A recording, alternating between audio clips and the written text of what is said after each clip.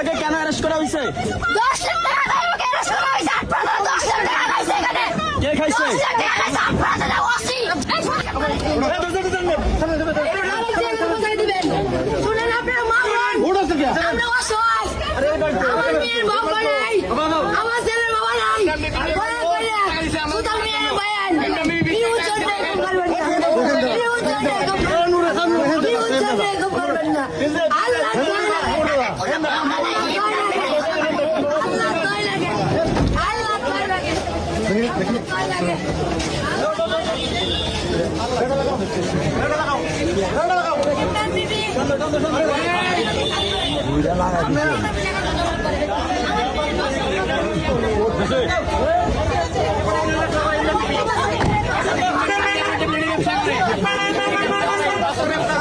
TikToker প্রিয়া খান ও তার মাকে নিয়ে যাচ্ছে পুলিশ।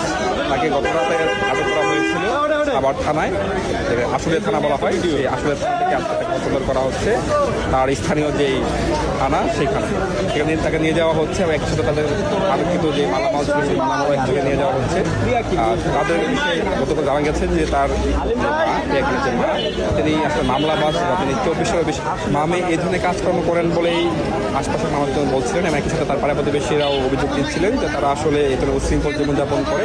একই সাথে মা এবং মেয়ে আসলে তাদের অপকর্মের শেষ হয়। একই সাথে পুলিশ তাদেরকে আটক করেছিলেন কারণ জনতা তাদেরকে আটকিয়েছিল, কারণ তাদের দাবি যে তারা আসলে মাদকদ্রব্য বহন করছে এবং তারা গতকাল রাতে মাঝরাতে হয়েছে। কিন্তু অন্যদিকে প্রিয়া খান বা তার মার অভিযোগ তারা আসলে বাসা বদল করছিলেন, তারা তাদের যে বাসা ছিল এখানে বেপাইল বা আসলে আমাকে সেখান থেকে বদল করে উত্তরা লেগে করে কাজ স্থানান্তর করছিল। সেই অবস্থাটা দেখে জনতা আটকায় এবং পরিস্থিতির মধ্যে করবো পরিশেষে তাদেরকে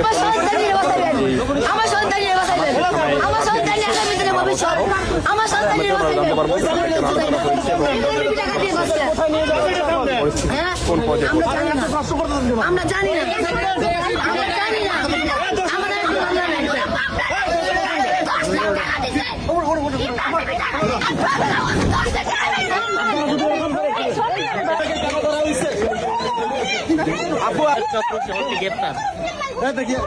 আপনারা এরকম করেন, আমরা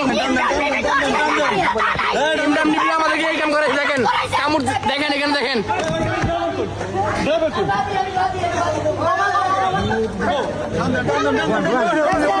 দেখছেন তার একটাই দাবি, আপনি যে ভিডিওটা দেখে দেখায়